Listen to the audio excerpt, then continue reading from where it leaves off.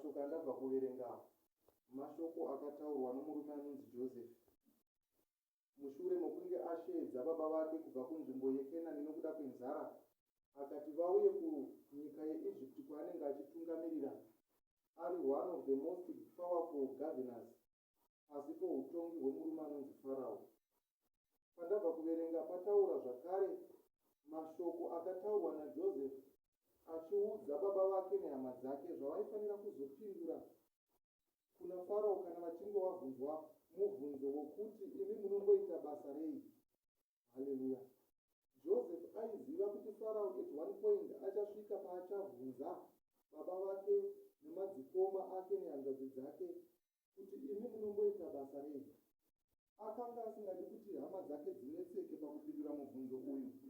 Saka iye pachake semunhu anenge akakurira nokudzidza zvidzidzwa zvekunyika yeIjipti aiziva macustoms enyika yokuIjipti. Saka akatovaudza mhinduro yokuti vagokwanisa kupindura murume anonzi Farao. Haleluya. Vasati vabvunzwa mubvunzo baba vaJoseph vanonzi Jacob vanopanopiwa mhinduro nomwana wavo Joseph yokuzoti vapindure Farao kana vachinge vabvunzwa. Chanondinakidza pamurume uyu anonzi Joseph ndechekuti anoita chido chokutsvaka nokuunganidza hama dzake nokuvadzidzisa nokuvaudza zvinodiwa naFarao uye nokuvaudza zvakare mhinduro yavanofanira kuzotaura kana vachinge vabvunzwa zvimwe zvinhu. Haleluya. Munyika matinogara it's very rare kuti uwane vanhu vakaita sana Joseph, vanhu vanokuudza masikireti ezvinhu zvaunenge usingazivi. Kazhinji kacho mararamiro atinoita tinorarama nokuda kweruzivo rwatiinarwo.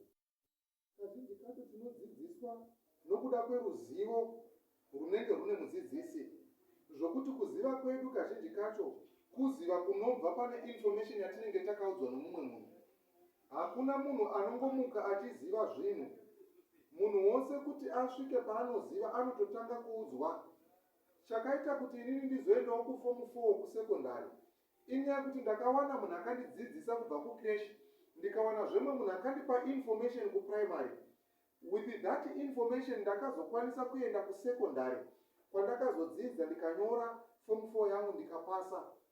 Saka panhu pose paunoda kuenda kana kuti nzvimbo yose yauchada kuenda, you need information yekunhu ikoko kwaunoda kuenda, and information iyoyo ine mumwe munhu anoiziva. Haleluya. Ndanakidzwa nhasi namama vachitanga kutaura pakati pedu. Vataura pachinhu chinonzi submissive. Vanhu vazhinji we don't want to submit even to our parents. Vanhu vazhinji we don't even want to submit kunyange kumashefu edu pamabasa. We don't want even to submit kuvatungamiriri venyika. Chatinokangana kuziva ndechekuti vanhu ivo vatiri kuramba kusubmita pavari vane imwe information yavanayo yokuti vakandipa that information ndinogona kubatsirika. Haleluya. Madzikoma emunhu anonzi Joseph vakamutengesa kunyika yeIjipti nokuda kwehope zvinhu zvaigara zvichirotwa naJoseph. Vakamugodokera vakamutengesa kunyika yeIjipti kumaIshmaelites. Akanoita nhapwa ikoko nokuda kweinformation yaigarotaurwa nomurume anonzi Joseph. Saka certain people despise another person nokuda kweinformation yavakatakura. Chatisingazive ndechekuti information iyo yakatakurwa inogona kubatsira iwewe, inogona kubatsira inini. Haleluya. Hakuna munhu anosikwa naMwari agoiswa pano panyika asina zvaakatakura zvinobatsira another person. Regardless yokuti munhu iyeye murombo zvakadini, regardless yokuti munhu iyeye akaremara zvakadini, munhu wose akasikwa naMwari ane mufananidzo waMwari, ane zvaakatakura zvokuti ukagona kuzviona zvinogona kukubatsira. Haleluya. Vanhu vazhinji vanotarisira vanhu vakaremara pasi vachiti uyu munhu haagoni kundibatsira. Tinotarisira munzvimbo matinogara vanhu vanoshaya vasina zvavainazvo pasi, tichiti vanhu ava havagoni kutibatsira. Tinovaona neziso renyama asi hatigoni kuona zviri mavari neziso remweya. Madzikoma aJoseph vaimuvengera hope dzaanorota. Izvo hope dzairotwa naJoseph dzaiva hope dzezvinhu chazoitika pamberi, zvokuti deno vakagona kugamuchira hope dzairotwa naJoseph vakamuchengetedza kubva mukukura, vade vakabatsirikana vasina kuzotakura zvinhu zvavo vachibva kunyika yekenani vatinogara kunoita nhapwa kunyika yeIjipti. Saka Joseph akanga ane information yakanga yakakosha, asi vanhu vazhinji havana kukoshesa information yaJoseph. Vaitarisa zvaari, hembe dzaanopfeka, vokonsida hope dzaanorota, vomuvengera zvaanopfeka nehope dzaanorota. Ndizvo zvatinoita muupenyu. Kazhinji kacho tinovengera vanhu zvakasiyana-siyana. Mumwe munhu anovengerwa runako rwuri paari, mumwe munhu anovengerwa upfumi huri paari. Torega kukoshesa zvaanazvo, tikakoshesa zvakabatwa zviri muhana momunhu. Kazhinji kacho vanhu varombo vaide vakasimukira. Kune vanhu varombo iko zvino vaifanirwa kunge vakasimudzwa nevanhu vanotambudzika, nevanhu vakapfuma, asi muurombo hwavo vakashora munhu mupfumi, vakatadza kukonsida information kana kuti knowledge yaanayo. Munhu akadzidza, munhu ane basa rakanaka, kazhinji kacho ane chinhu chinonzi information, chinova chinhu chinonetsa kuwanika muupenyu hwavanhu. Joseph chaanga anacho akanga ane information yedenga, zvaitaura, zvairota, zvaizadzikiswa naMwari. Information iyoyi vanhu vazhinji vakatadza kuiona, zvikuru sei madzikoma. Tine vanhu vakadaro kunyange muhama dzedu dzatiinadzo, vanhu vasingaoni zvakanaka pamunhu, vanongoona zvakaipa chete. Saka nhasi ndiripo pakuti don't consider the outward appearance ine munhu, rather consider the information that that person holds. Information iri mumunhu, zvaari kutaura kuti zvine senzi here. Ndinonakidzwa nemurume anonzi Alec Macheso, ane song yaakaimba achiti vanhu vakaudzwa hondo nemurwere wepfumba, vakamushora vachimuseka vachiti anorwara. Tine vanhu vanoudzwa information nemunhu anorwara njere, asi vanongoti hamumuzivi here kuti munhu anorwara njere. Unoudzwa kuti kumunda kwako kwapinda mombe, asi moti aiwa nokuti anorwara njere hamumuteereri. Mozoenda mangwana moona munda wapera. Ndo zvatinoita on a daily basis, ndo zvatinoita nguva nenguva. Whenever we receive information to someone that we despise, we neglect that information. Hallelujah. Saka Joseph akaudza madzikoma ake hope, vakamuvengera izvozvo. Asi makore adarika, akanoita mambo wenyika yeEgypt. Joseph hazvina kuguma ipapo. Pataverenga pazuva ranhasi, hama namadzikoma ake dzinoti dzauya kubva kuKenani kunyika yeEgypt, anogara navo pasi, ovaudza information yakakosha, ovaudza maanswers avaifanira kuzopindura kana vachingwe vabvunzwa naFarao. Vanovaudza mhinduro yokuti vazotaura. Pane dzimwe mhinduro dzatinofanira kutaura kana tichinge tabvunzwa mibvunzo. Vanhu vazhinji ndakaona kuti akabvunzwa mubvunzo kunyange muinterview yebasa chaiko, anopindura dondo, anorasika. Chinoita kuti munhu iyeye arasike ndechekuti haazive ansa. Asi ndinofara naMwari, nokuti Mwari ndiMwari werudo, anotipa information beforehand, anotipa maanswers beforehand. Nyamba tichiverenga shoko rake, nyamba tichiparidzirwa, tinoparidzirweiko? Mwari vanoda kuti tigare tine information yakakosha inotibatsira muupenyu. SaJoseph akadana madzikoma nababa vake, akavaudza mhinduro. Kudzimba kwatinobva, pane zvimwe zvinhu zvatinoudzwa zvatinorega kuteerera. Ungava mukomana kana musikana, unoudzwa zvimwe zvinhu navabereki hauteereri. Ungava baba kana mai, unoudzwa zvimwe zvinhu nehama neshamwari, iwe hauteereri. Ungava sekuru kana mbuya, unowana vanokupa advice yezvauri kuita pauri kukanganisa, iwe hauteereri. Tinozviita izvozvo now and again, tinotadza kuteerera zvatinenge taudzwa. But I thank the father of a man called Joseph. Vanoti vataurirwa, vaudzwa zvokuita, vanoti vabvunzwa naFarao, vanopindura mhinduro yavanenge vaudzwa nomurume anonzi Joseph. Havatauri zvomusoro wavo, havatauri zvavanenge vaudzwa, havapangani mashoko avanenge vataurirwa. Aiwa, vanotaura zvavanenge vaudzwa naJoseph, nokuti Farao anenge ane tsika yaanoita. Poga poga paanosangana nevanhu vasiri verudzi rweEgypt, Farao haadyidzani nemunhu anenge asiriwo kuEgypt. Unenge uri mutemo munyika yeEgypt kuti kana munhu asiri muEgyptian hamudyidzani naye, havaibvumidzwa kudya naye, havaibvumidzwa kuseka naye. Farao akanga akaisa mutemo wokuti munhu woga woga anogara kana kuti kuzvarirwa munyika yeEgypt haabvumidzwe kudyidzana nevanhu verudzi dzakasiyana-siyana. Saka inenge iri tsika yamaEgyptians kuti munhu woga woga anenge asiriwo muEgypt havadyidzani naye. Asi Joseph paanoona madzikoma ake anovaudza anza yokuti vapindure Farao, yokuti isusu tiri vafudzi vemombe nehwai. Kubva muhuduku hwedu takakura tichifudza mombe namakwai.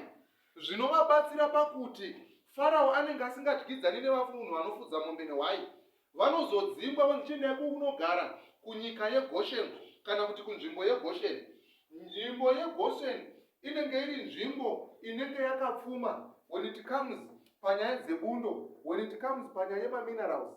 Saka maIsraelites paanodzingwa naFarao achinzi musagara muEgypt, endai munogara kunyika kana kuti kunzvimbo yeGoshen, kunenge kutukwa. Nyamba kutukwa ikoko kune advantage mukati. Haleluya. Vanzi endai munogara kuGoshen. Farao ari kuita sokuti avadzinga avatuka. Asi according to Joseph, that was the right answer. Ndo kwaida kuti vaende kunogara ikoko. Saka vaudzwa havaiti zvomusoro wavo. Munyika matinogara tikasangana navanhu vanotipa information, kunyangwe information tisingaide, kunyangwe tisinei neinformation yacho, ndinokumbira kuti tive neziso rokugamuchira information. Usati wati handinei nazvo, kana uchinge waudzwa nomunhu, chingotenda chete zvawaudzwa kunyangwe zvisina sense for that time. Gamuchira mashoko iwayo aunenge wataurirwa, nokuti Mwari vanenge vane chinangwa. Haleluya. Takasikwa naMwari takasiyana. Mumwe nomumwe ane zvaanazvo zvakapiwa naMwari. Mama vanazvo zvakapiwa naMwari zvandisina. Mumwe anazvo zvakapiwa naMwari zvandisina. Asi chandinoziva chinoitwa naMwari, kumunhu wega wega waanosika ane information yaanopa uyo yasingapi inini. Hazvigoni uye hazvipo pana Mwari kuti ape munhu wose information 100%. Hazvigone. Information 100% inowanikwa kuna Mwari naJesu nomweya mutsvene chete. Munhu wose pane paanotangira, munhu wose pane paanogumira. Chandinongokurudzira munhu ndechekuti usashora information kwainobva nako. Usatarisa wacho ari kukupa information. Chaunoita kugamuchira information kana usingaidi gamuchire nemwoyo wose, nokuti munhu wauchashora nhasi neinformation yaachauya nayo nhasi, mangwana achauya neinformation ichakubatsira. Zvokuti ukamushora nhasi kunyange mangwana azonzwa kuti pakati pari kupiwa mbeu, pakati pari kupiwa fertilizer, haachakutauriri nokuda kwerespondi yaunogona kunge wakamupa. Haleluya. Hazvinei kuti munhu iyeye akaita sei, hazvinei kuti munhu iyeye akambomira sei, hazvinei kuti munhu iyeye haana chaanacho, akaremara murombo musociety. Kana munhu achinge auya, inzwa mashoko aanotaura first. Iva nenguva yokunzwa zvaanotaura, iva nenguva yokudzamisisa zvaanotaura. Zvingatadza kubatsira iwewe, asi ndokutaurira zvinogona kubatsira mwana wako, zvinogona kubatsira murume kana hama yako. Haleluya. Saka Joseph anoshedza baba namai vake, madzikoma nevaning'ina nehanzvadzi, ovataurira information inenge yakakosha. Nesuwo when we receive information, ngatidzidzei kuigamuchira. When we receive information, ngatitendei kwatinenge tanzwa information iyoyo. Inotibatsira. Ungasazviona kubatsira kwayo nhasi, but one day uchaona kubatsira kweinformation iyoyo muupenyu hwako. Haleluya. Ini ndine vanhu vazhinji vandinoziva vakawana mabasa, kwete nehama, kwete nevabereki, mukunwa doro chaiko. Vachimwa doro tongouzwa kuti pamangwana kufoseti kuri kutorwa vanhu, munhu otoenda utonopinda basa. Ndine vanhu vandakaona vachibatsirika kunzi zvamuri kukutambudzai urwerohwo, endai munoita zvakati nezvakati zvinopera. Ndikaona vanhu vachibatsirika, asi munhu wacho anotaura dzimwe dzenguva munhu anozvidzika, munhu anoshoreka.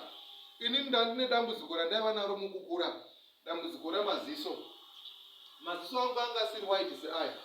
Ndakakura ndine maziso ainishungurudza ndosvika kunosvika kumagrade 3, 4.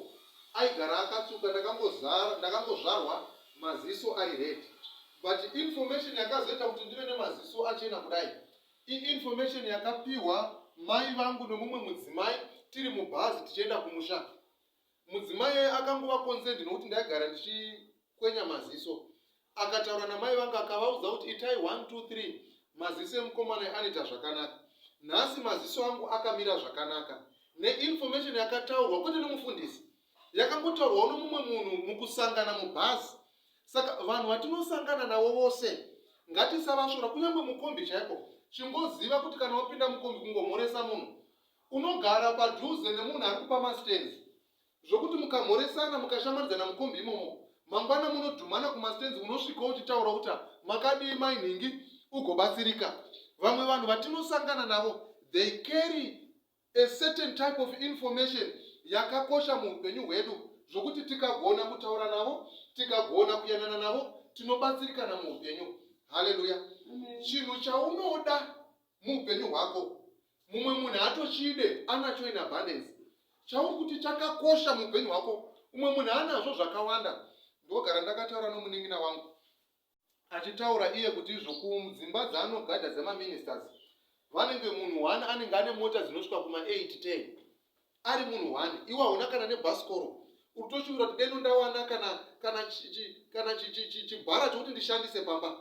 Mumwe munhu yadhi yakazara nemota, is not a necessity kwaari, anazvo. Munhu iyeye kazhinji kacho, kana uri munhu akangwara, chandino encourage ndechekuti izvo gamuchira zvaanotaura pauri. Kana zvichiita kuti uve muranda for a little time, uchiitira kuti uwane zvaunoda, iva muranda. At the end of the day, get that information that you require, and uchaona zvichikuitira zvakanaka muupenyu hwako muzita raJesu. Haleluya. Saka shoko randinaro pazuva ranhasi nderekungoti ngatigamuchire information sokupiwa kwatinenge taita. Tisatarisa wacho anotipa information iyoyo, tisatarisa wacho anotaura nesu kuti wakambomira sei. Anenge atiudza kunyange usingazvide, chingoteerera chete, chingotaura naye zvakanaka, kunyange usinei nazvo, chingova nenzeve dzokuita sei, dzokuteerera, nokuti information iyoyo inogona kukubatsira mangwana. Vazhinji vari kurasikirwa nezvizhinji, nokuti paanoona mainhingi vachisvika pamba, voti handi mainhingi here, vanotaurisa. Izvo mukutaurisa kwavo, havangotaurisi zvina nebasa nguva dzose. Pane zvimwe zvine basa zvavanotokuudza. Vanogona kutokuudza kuti uda kupiwa poison, mainhingi vanotaurisa. Anogona kutokuudza kuti pakati usafamba napapa uda kuurayiwa, iyeye munhu anotaurisa. Anorwara nenjira anogona kutokuudza kuti aiwa vanhu vari kuronga zvakati nezvakati nezvakati. Saka usatarisa munhu zvaari kunze, unoita mistake. Mashoko ake materere, nokuti unogona kubatsirika mune rimwe zuva ramangwana muzita raJesu Kristu. Haleluya. Amen.